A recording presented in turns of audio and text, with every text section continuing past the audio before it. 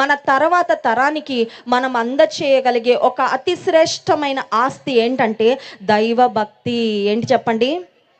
కొన్నిసార్లు పేరెంట్స్గా మనకి రిగ్రెట్స్ ఉంటాయి.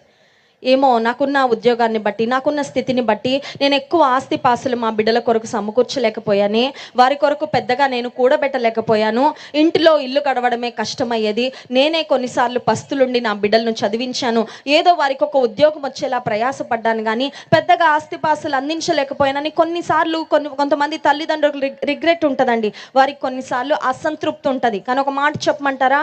మన తర్వాత తరానికి మనం నిజంగా అందించగలిగిన శ్రేష్టమైన ఆస్తి ఏంటంటే దైవ భక్తి. And we must be very particular about it. ఎందుకంటే కష్టపడి ఎన్ని ఆస్తిపాస్తులు సంపాదించినా, ఎంత ధనాన్ని కూడగట్టి వారికి ఇచ్చినప్పటికీ వారు దైవ భక్తిని నేర్చుకోకపోతే, దేవుని మార్గాల్లో సాగడం మన పిల్లలు నేర్చుకోకపోతే పరలోక రాజ్యం